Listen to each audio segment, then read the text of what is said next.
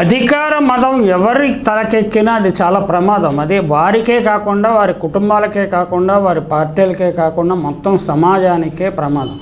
అధికారంలో ఉండేవారు అనేక సంఘటనలను కానీ, అనేక ఆలోచనలు కానీ ప్రభావితం చేసే పరిస్థితులు ఉంటారు. కాబట్టి అధికారంలో ఉండేవారికి ఈ అహంకారం రావటం మరింత ప్రమాదకరం. అందుకనే మన పెద్దలు అధికారాంతమనందు చూడవాలి కదా అయ్య గారి సౌభాగ్యములు అంటారు. అంటే అధికారం పోయిన తర్వాత, అలాగే రాజ్యాంతం ఈ నరకం అని కూడా ఉన్నారు. రాజ్యం చేసిన తర్వాత రాజు నరకానికి పోతాడని. అంటే ఇవన్నీ ఏంటంటే పెద్దలు చెప్పిన సూక్తులు. కానీ తాజాగా తెలుగుదేశం కూటమి ప్రభుత్వం ఏర్పడిన తరువాత ప్రదర్శిస్తున్న అహంకార వైఖరి, హింసాత్మక ధోరణి, మాఫియా ఆలోచన, భూస్వామ్య పెత్తందారి ఆలోచనలు చూస్తుంటే చాలా ఈ ఆంధ్ర సమాజానికి ఏం జరగబోతుంది అనే భయం కలుగుతోంది. ధూళిపాళ నరేంద్ర అనే ఒక ప్రస్తుతం మంత్రిగా ఎమ్మెల్యేగానే ఉన్నారు ఆయన ఒకానొక దశలో ఒక ప్రకటన చేశాడు. విజయవాడలో పెట్టిన అంబేద్కర్ విగ్రహాన్ని కూల్చేస్తామని. ఆ మాట వినటానికే నాకు చాలా ఆశ్చర్యం కలిగింది. ఏమిటి అంబేద్కర్ విగ్రహాన్ని కూల్చేస్తామని చెప్పగలిగిన ఇది ఎక్కడి నుంచి వచ్చింది? అది పొగరమోత్తనం అందామా, అహంకారం అందామా, లేకపోతే బరితెగింపు అందామా, లేకపోతే కులజాడ్యం అందామా, ఏమందామంటే ఆయన చాలా దీర్ఘకాలం, మా నాన్నగారు కూడా పాడి రంగంలో విశేషమైన కృషి చేశారు. ఆయన అంటే చాలా గౌరవం ఉండింది నాకు. మరి ఆయన కుమారుడు ఇట్లా మాట్లాడాడు. ఇప్పుడు తాజాగా గురువారం రాత్రి జరిగిన సంఘటనలు చూస్తుంటే అప్పుడు ఆయన చెప్పిన మాటలు ఇప్పుడు నిజమవుతున్నాయా అనే భయం కలుగుతోంది. అంటే ఇంతకుముందు నీలం సంజీవరెడ్డి గారి విగ్రహాన్ని విశాఖ ఉక్కు, ఆంధ్రుల హక్కు సమ్మెను విజయవాడలో కూల్చేసి కాలువలో వేశారు. తర్వాత దాన్ని రిట్రీవ్ చేసి ఇది చేసినట్టున్నారు, నాకు కరెక్ట్గా తెలియదు. కానీ ఆ అహంకారం, అంటే విజయవాడ అంటే మా అడ్డ, అంతకుముందు అనేక ఇతర కులాలకు చెందిన వారిని చంపడం మనకు తెలుసు. అది ఆయన పింగళి దశరథరాముని చంపేశారు. తర్వాత వంగవీటి రాధాని చంపేశారు, వంగవీటి మోహన రంగాన్ని చంపేశారు. ఇప్పుడు ఇక విగ్రహాల మీద పడ్డారా అనే అనుమానం వస్తుందండి మనకి. ఇక్కడ ఉమ్మడి ఆంధ్రప్రదేశ్ ఉండగా హుస్సేన్ సాగర్ మీద ఎన్టీ రామారావు గారు పెట్టిన అద్భుతమైన ఆంధ్ర తేజాలు, వాళ్ళ విగ్రహాలను ఆంధ్ర ప్రాంతానికి చెందిన వారివన్నీ తీసేసి సగౌరవంగా నేను ఆంధ్రప్రదేశ్కు పంపిస్తాను, విభజిత ఆంధ్రప్రదేశ్ పంపిస్తాను అని కేసీఆర్ గారు ప్రకటిస్తే అప్పుడు హైదరాబాదులో ఉండే ఆంధ్రులు కానీ, ఇతర ఆలోచన పరులు కానీ, తెలంగాణ ఆలోచన పరులు కానీ తీవ్రంగా వ్యతిరేకించడం వల్ల ఆలోచనను విరమించారు. కానీ చంద్రబాబు కూటమి ప్రభుత్వం, బీజేపీ కూడా ఉంది, అందులో జనసేన కూడా ఉంది. అంటే చేగువేరా ఇలాంటి వారి నాయకుల గురించి, లేకపోతే మహాత్మా ఫూలే గురించి మాట్లాడే డిప్యూటీ సీఎం గారు ఉండగానే లా అండ్ ఆర్డర్ వాళ్ళ కంట్రోల్లో లేకపోవడం వల్ల జరుగుతున్నదా, లేకపోతే బరితెగించి ఒక వ్యూహాత్మకంగా చేస్తున్నారా అనే విషయాన్ని మనం జాగ్రత్తగా ఆలోచించాల్సి ఉంది. ఏం జరిగిందో చూద్దాం. సామాజిక అభ్యున్నతి ద్వారానే దళిత వర్గాల తలరాత మారుతుందని రాజ్యాంగ నిర్మాత డాక్టర్ బాబాసాహెబ్ అంబేద్కర్ నినదించి గురువారం నాటికి సరిగ్గా 95 ఏళ్ళు.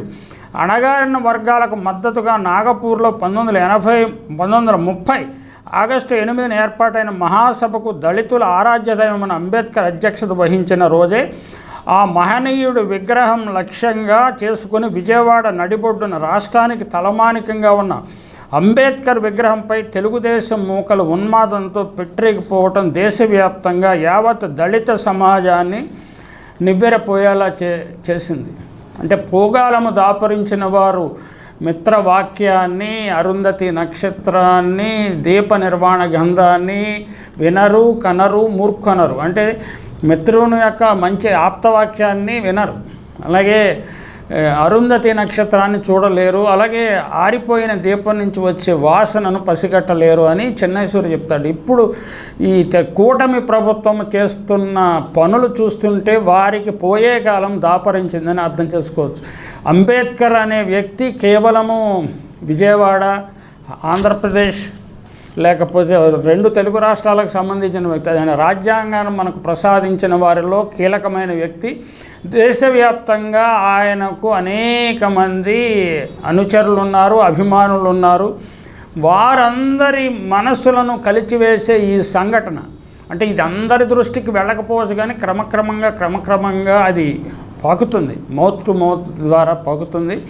పాకి కూటమి ప్రభుత్వాన్ని అభిమానులు, ఆ వర్గాల వారు, దళిత వర్గాల వారు శపిస్తారు. ఆ విషయాన్ని గమనించుకోవాల్సిన అవసరం ఉన్నది.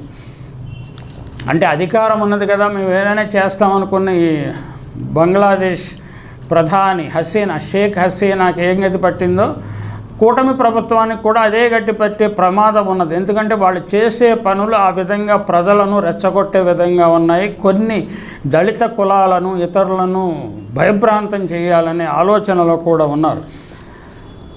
గురువారం రాత్రి కుట్రపూరితంగా అంబేద్కర్ మహాశిల్పం చుట్టుపక్కల విద్యుత్ సరఫరా నిలిపివేయించి సిబ్బందిని బయటకి తరలించి తెలుగుదేశం మూకలు అంబేద్కర్ విగ్రహాన్ని లక్ష్యంగా చేసుకుని దాడికి తెగబడ్డాయి. రాజ్యాంగాన్ని పరిరక్షించాల్సిన కొందరు అధికారులు పోలీసుల సమక్షంలోనే ఈ సామాజిక న్యాయ మహాశిల్పాన్ని ధ్వంసం చేసేందుకు బరితెగించారు.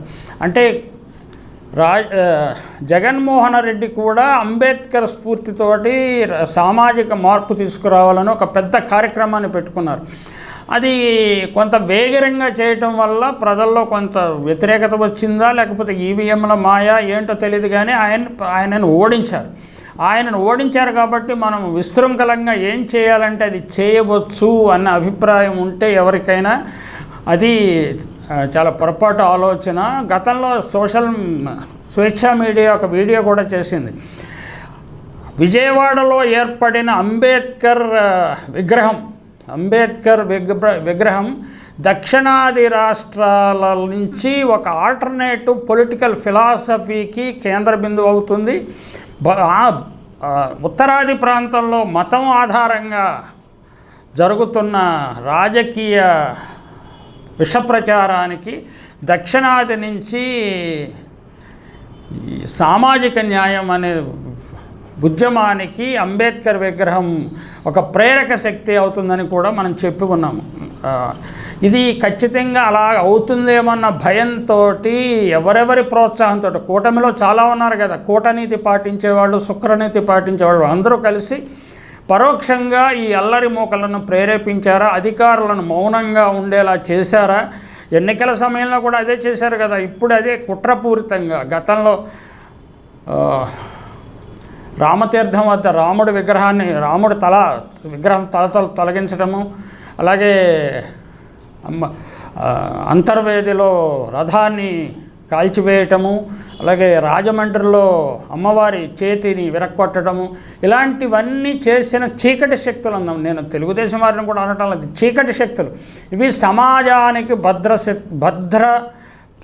అతి ప్రమాదకరమైన శక్తులు. ఈ శక్తులను ఇలాగ పోనిస్తే, ఆలోచన పరులు దీన్ని వ్యతిరేకించకపోతే చాలా చాలా ప్రమాదం ఉన్నది ఆంధ్ర సమాజానికి అని మాత్రం ఖచ్చితంగా చెప్పదలుచుకున్నాను.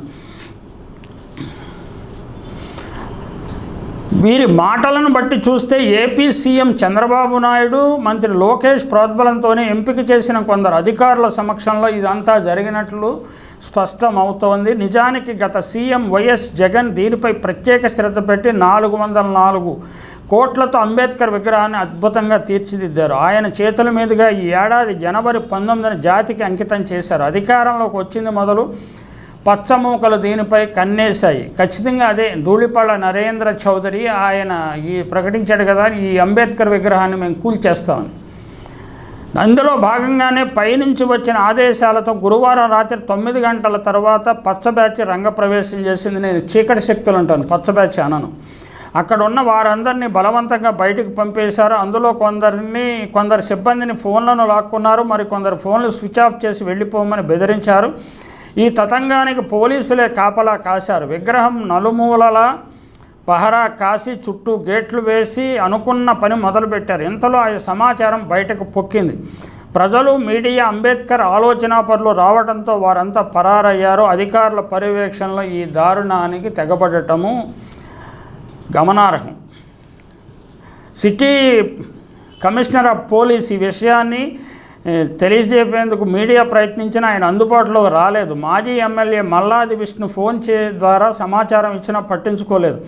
ఘటనా స్థలికి ఆయన హుటాహుటిని చేరుకొని పరిస్థితిని పరిశీలించారు. రాష్ట్రానికి తలమానికంగా ఉన్న అంబేద్కర్ విగ్రహంపై దాడి చేయటం దుర్మార్గమని ఆయన మండిపడ్డారు. ఇలాంటి చర్యలు మంచివి కాదన్నారు. అలాగే ప్రజాస్వామ్యం కూని అయిందని ప్రజాస్వామ్యవాదులు ముక్తఖండంతో మండిపడుతున్నారు.